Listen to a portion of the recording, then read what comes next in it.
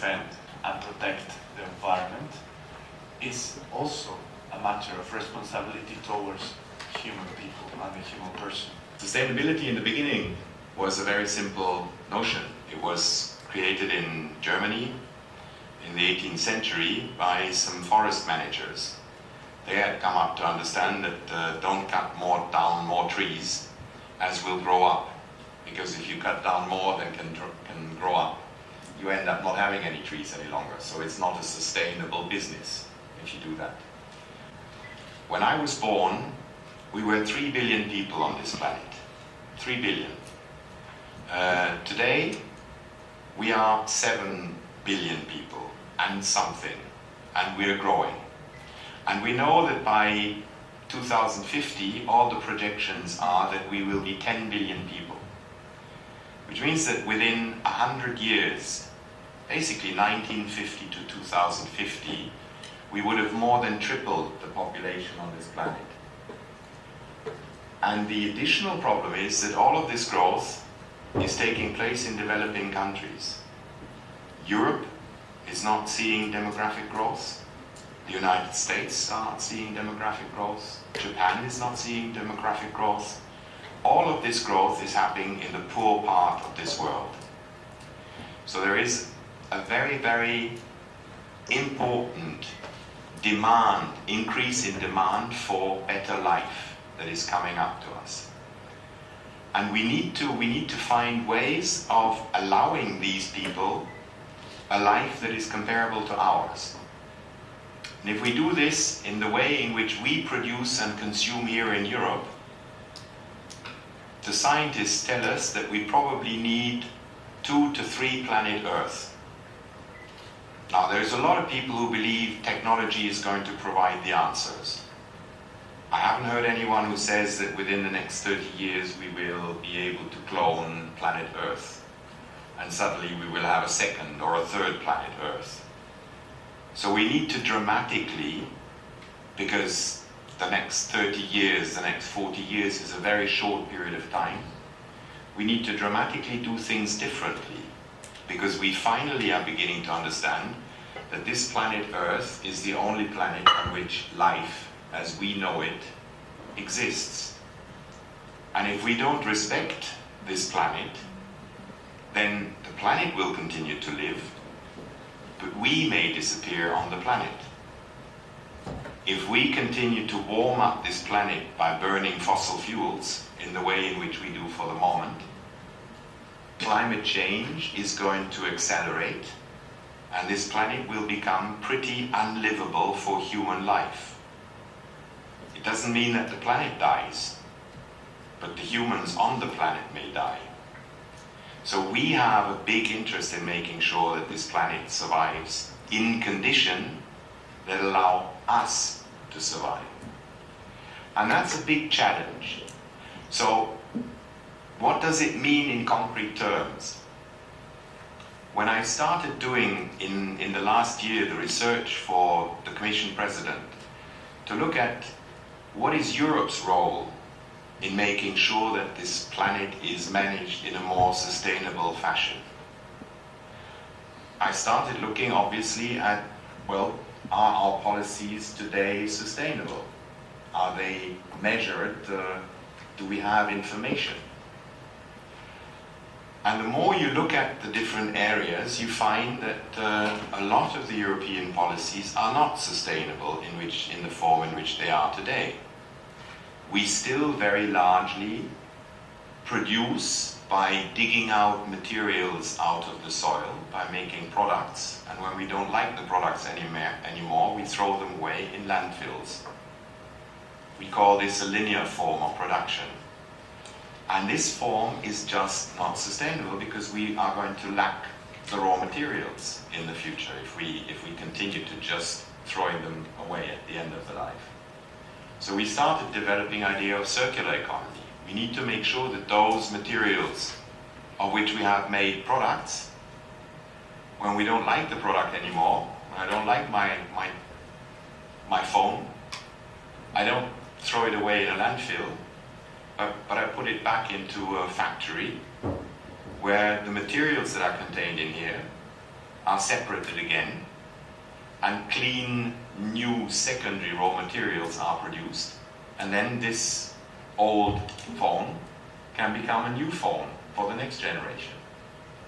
If we do this with all the things that we prepare, that we use, that we produce, then we can obviously allow a lot more people on this planet to enjoy a phone and other products.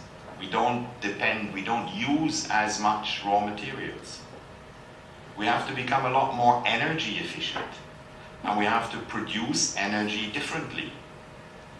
The only thing that this planet Earth has from the outside, the only thing that is an addition to a closed system in which we live, is energy. The sun is shining every day, and every day is sending millions and millions and millions and millions of tons of energy to this planet. But we don't care, except when we're on the beach and we join to take a tan.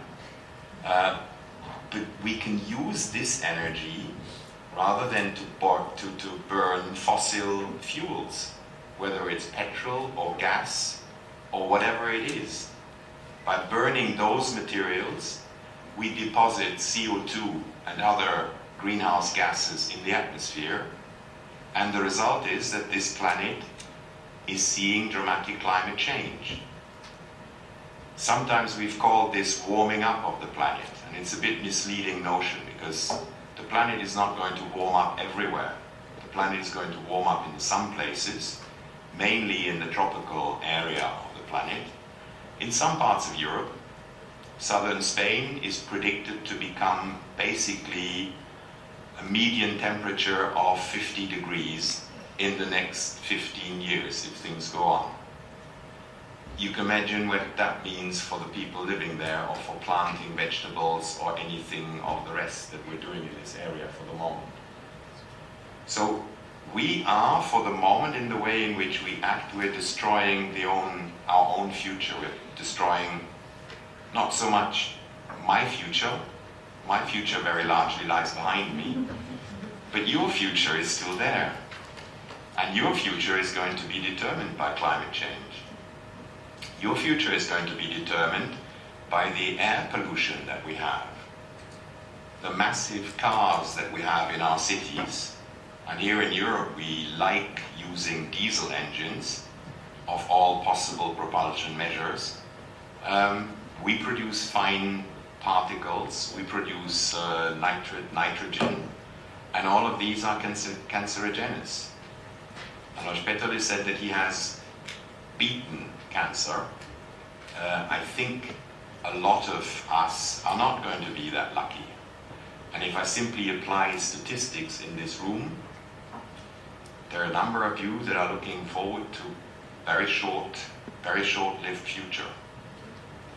And we need to take this into account. We need to be aware that this cannot go on. We are sealing off our soils as if we had 3-4 more planets waiting for us to grow food.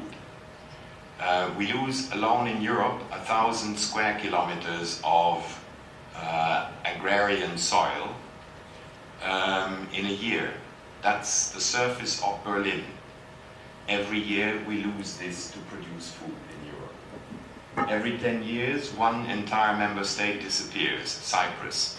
That's the speed with which we are sealing off our soils. Our waters, our oceans, predictions for the oceans is that in about 25-30 years we will have more plastic in the oceans than fish. You're not going to feed on plastic. All our fish stocks are over-exploited. All of these things show that we cannot continue doing business as we have done for the moment or for the last years. And it means one big word. It means change. But change is incredibly difficult to implement in political life. It's incredibly difficult already at personal level. We all are for change as long as someone else changes. We don't like change to our own life. But eventually we will all have to change together. Now, with the bad news up front, the good news is that if we change, it doesn't mean worse life. It is not. Sustainability is not a program for austerity or for living less well. It simply means living differently. We will continue to have growth, but it will have to be dematerialized growth. It will have to be growth in services. Instead of all buying a car, we will go and use a car when we need one. Car to go. My car basically is spending 80% of its time just desperately waiting for me to come back. It sits there, it's crying for me, it's a resource wasted, because out of the 24 hours I use it 2 hours, 3 hours on a good day. If I'm really traveling far, I might actually use it 8 hours for a moment, but on average it's not more than 2 or 3 hours a day. But everyone from us has this car and moves around in this car. So it's not very intelligent. And if we, instead of having these cars waiting for us, if we can have a car when we really need it to go from A to B, that's better. It still isn't good enough for our cities. Our cities are beginning to be immobile places. I'm no longer driving by car here in Brussels. And I'm not doing it for the last 15 years. I'm driving on a motorbike. And people look at me and say, why are you taking a motorbike? And I say, I win every day an hour and a half of working time by driving a motorbike, by not sitting in a car and queuing and waiting and whatever have you. Every day, an hour and a half. That's a lot of time. And time that can be used much, much better. So there are a lot of things we can do.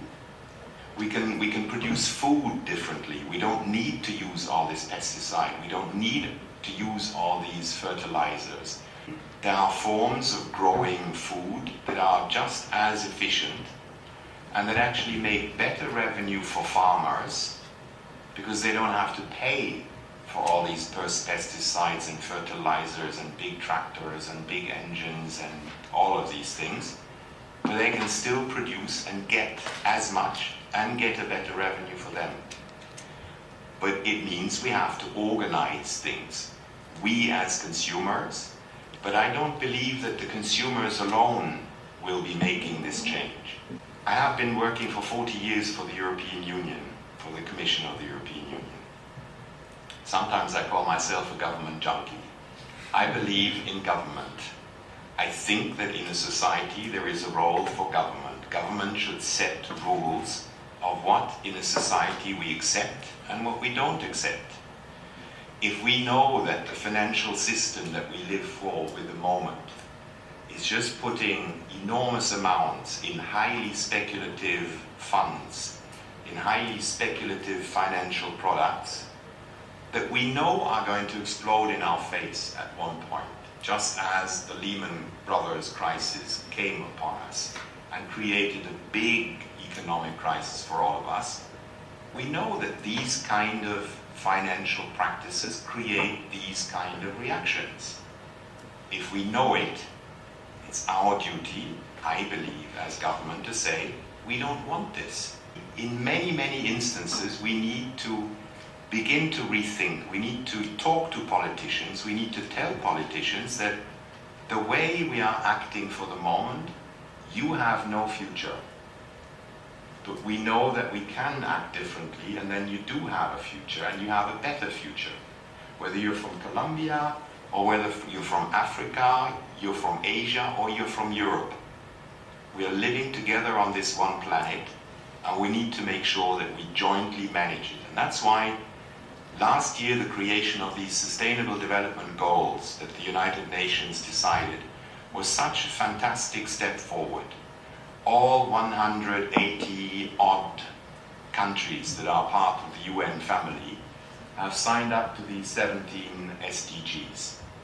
They talk about fighting hunger, they talk about stopping poverty, they talk about better dealing with our oceans, respecting our lands, our soils, looking at our air quality, better education, gender equalities. There is a whole range within these 17 goals that would actually make sure that we could envisage a longer term life on this planet.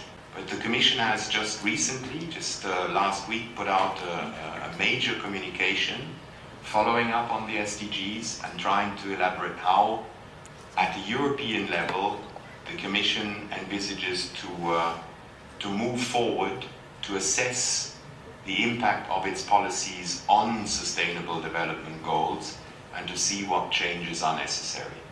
And I hope that you, as the young leaders for the next generation, you're going to come with a much, much better awareness of the necessity to think sustainable. Short-termism in politics and short-termism in enterprise has led us to the brink of disaster. We need to change this. We need to make everyone conscious that we have to think longer term and sustainable. Thank you very much. The governments have put a price on CO2 emission. A CO2 emission doesn't have a price normally. So what we have said is that every enterprise that emits will have to pay X per ton of CO2 that they emit. In this way, their pollution is calculated into their business accounts, and it forces them to emit less so as to make a better profit. So it builds on the ingenuity that we have heard so much about, innovation of companies to try to avoid to emit. So what do? We then say that on average, if this smartphone comes from China, it will have so much. And then we give this information to the consumer, and then the consumer doesn't buy it, or buys it despite this information. But it's an average. And it means that in China, there will be people who are trying to be cleaner, but they're calculated down to an average. So we're penalizing them. And there are those that are producing dirty, who have actually, by the average, are getting a better vetting. So the averaging is exactly the wrong signal that we want to give to the producers, because it penalizes the clean producer and it helps the dirty producer.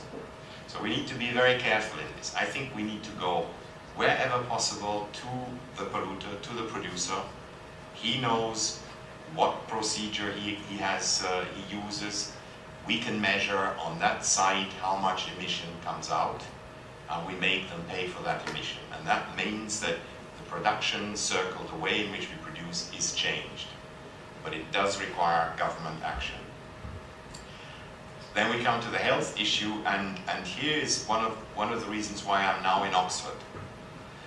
I've worked for so long on trade and environment and sustainability. We know about the effects of our activities.